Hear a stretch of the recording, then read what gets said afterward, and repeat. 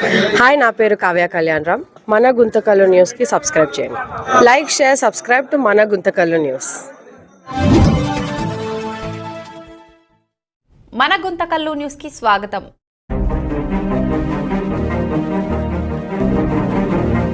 కార్యాలయం ముందు Guntakal municipal association కార్మికుల అసోసియేషన్ తరఫున నిర్వహిస్తున్నటువంటి సమ్మెకు ఐఎఫ్టీ సంపూర్ణ మద్దతును ప్రకటించడం జరుగుతుంది. ఎందుకంటే గత రాష్ట్ర వ్యాప్తంగా కూడా 40 రోజులుగా కార్మికులకు సంబంధించినటువంటి ఏదైతే ప్రధానమైనటువంటి జీవోలు సంబంధించినటువంటి జీవో నంబర్ 7, అదే విధంగా పారిశుద్ధ్య కార్మికులకు సంబంధించినటువంటి జీవో నంబర్ 36, అదే విధంగా కార్మికులకు సంబంధించినటువంటి బెనిఫిట్స్ సంబంధించినటువంటి కానీ లేకపోతే రిటైర్మెంట్ బెనిఫిట్స్ కానీ లేకపోతే ప్రభుత్వ సంక్షేమ పథకాలను కూడా అమలు పరచాలని చెప్పి ప్రధానమైనటువంటి డిమాండ్లతో రాష్ట్ర వ్యాప్తంగా కూడా సమ్మె చేయడం జరుగుతుంది. అయితే ఈ సమ్మె సంబంధించినటువంటి రాష్ట్ర ప్రభుత్వం ఇప్పటి వరకు కూడా స్పందించుకోకుండా పూర్తిగా మొండి వైఖరితో అవలంబించడం అనేది నిజంగా శోచనీయం. ఎందుకంటే అనేక సార్లు కూడా కార్మికులకు సంబంధించినటువంటి మున్సిపల్ కార్మికులకు సంబంధించినటువంటి జీవోలు ఇస్తుందనే కానీ ఆ జీవోలు అమలు పరచమని చెప్పి మళ్ళా రోడ్లకు ఎక్కి మళ్ళా ప్రభుత్వం మీద ఒత్తిడి చేయడం అంటే మరింత దుర్మార్గం. ఎందుకంటే కష్టపడి సంబంధించినటువంటి పారిశుద్ధ్య కార్మికులు కానీ లేకపోతే ఇంజనీరింగ్ కార్మికులు కానీ లేకపోతే అనేక మంది ఉన్నటువంటి కార్మికులు మున్సిపల్ సంబంధించినటువంటి వర్కర్లు పనిచేయడం వల్లే పట్టణాలలో అనుభవించగలిగినటువంటి పర్యావరణం కానీ లేకపోతే పారిశుద్ధ్య పనులు చేయడం వల్ల కూడా పట్టణం అంతా క్లీన్ గా ఉండడం జరుగుతుంది. ఈ విధంగా పట్టణాలలో కీలక పాత్ర మున్సిపల్ సంబంధించినటువంటి సిబ్బంది అయినా కూడా ఈ రోజున కూడా కార్మికులకు సంబంధించినటువంటి సమస్యలు పరిష్కారం కాకుండా మొండి వైఖరి అవలంబించిన చంద్రబాబు ప్రభుత్వం అదే విధమైనటువంటి కూటమి ప్రభుత్వం కూడా ఈ విధంగా అవలంబించడం మంచిది కాదు. ఇప్పటికే గతంలో ఉన్నటువంటి ప్రతిపక్షంలో ఉన్నప్పుడు కూడా అనేకమైనటువంటి సమస్యలు పరిష్కారం చేస్తాం. మేము అధికారంలోకి వస్తే అవుట్ సోర్సింగ్ కార్మికులు కానీ లేకపోతే కాంట్రాక్ట్ అవుట్ సోర్సింగ్ కార్మికులు అందరినీ కూడా పర్మిట్ చేస్తామని చెప్పినటువంటి ప్రభుత్వం ఈ రోజు కార్మికులు మళ్ళా రోడ్లెక్కి మా సమస్యలు పరిష్కారం చేయమని చెప్పి డిమాండ్ చేస్తే కనీసమైనటువంటి స్పందన లేకపోకుండా 40 రోజులు వంటిగా ఓవరించడం అంటే నిజంగా దుర్మార్గం. ఎందుకంటే చాలీని జీతాలతో బతుకుతున్నటువంటి కార్మికులు ఎందుకంటే కనీసం ఉన్నటువంటి 15,000 రూపాయలు ఇస్తే ఏ విధంగా వాళ్ళ కుటుంబాలు కానీ వాళ్ళ పిల్లలు కానీ ఏ విధమైనటువంటి పోషించుకుంటారు.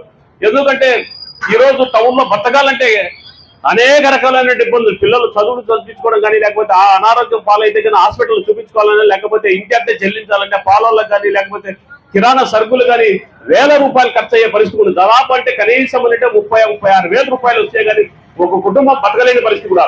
అదేవిధంగా సెంట్రల్ గవర్నమెంట్ ఉన్నటువంటి ఏదైతే సర్వే చేసిన ప్రకారం కూడా ఒక కుటుంబం బతకాలంటే కనీసం మినిమం లో ఉన్న 26,000 రూపాయలు ఉండాలని చెప్పి గవర్నమెంట్ జీవో ఇచ్చినా కూడా ఆ జీవోని కూడా ఈ పొద్దు రాష్ట్ర ప్రభుత్వాలు అమలు పరచుకోకుండా నిర్లక్ష్యం చేయడం అంటే నిజంగా కార్మిక వర్గం మీద ఏ విధమైనటువంటి చిన్న చూపు కూడా ఈ ప్రభుత్వాలకు అనేది కూడా మనం ఆలోచించుకోవాల్సిన పరిస్థితి కూడా ఉంది.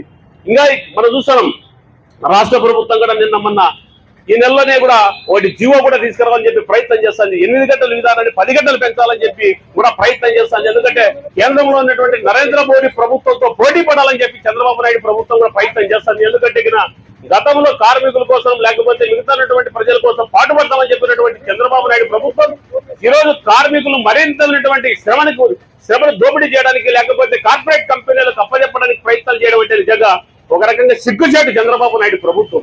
ఎందుకంటే దేశంలో కూడా ఎవరు చేయలేనటువంటి పద్ధతులు అయిపోతూ రాష్ట్రంలో కూడా 10 గంటల పని విధానాన్ని తీసుకొస్తామని చెప్పి ప్రకటించడం అంటే నిజంగా దీనికంటే సిగ్గుపడాల్సినటువంటి చంద్రబాబు నాయుడు ప్రభుత్వం మరొకటి లేదని చెప్పి తెలియపరుస్తున్నాం.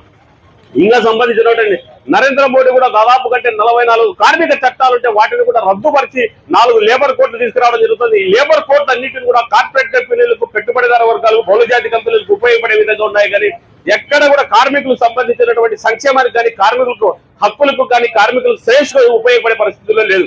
పూర్తిగా కార్మిక చట్టాన్ని నిర్వీర్యం చేసే పరిస్థితి కూడా ఉంది. ఎందుకంటే ఒకవేళ సమ్మె చేయాలన్నా కూడా కార్మికులకు చేసే హక్కు లేదు. ఎందుకంటే యాజమాన్యానికి ఈ 14 రోజులు డిమాండ్ చేసి యాజమాన్యానికి సమ్మె నోటీస్ ఇస్తే ఈ లేబర్ కోర్టులో వచ్చే దాదాపు గంట 40 రోజుల తర్వాతనే సమ్మె చేసే హక్కు ఉంటుంది. అది కూడా యాజమాన్యం అంగీకరిస్తేనే సమ్మె చేయాలి.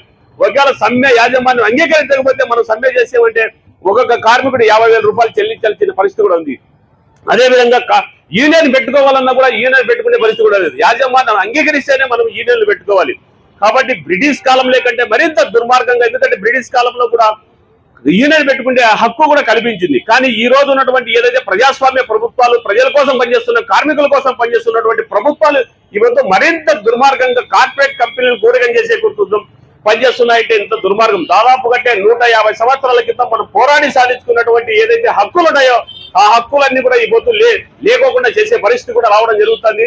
కాబట్టి దేశవ్యాప్తంగా కూడా దానికి వ్యతిరేకంగా పెద్ద ఎత్తున ఆందోళన కార్యక్రమాలు చేపట్టాలంటే నరేంద్ర మోడీ లేబర్ చట్టాలని తాత్కాలికంగా వాయిదా వేసుకోవడం అనేది జరుగుతుంది.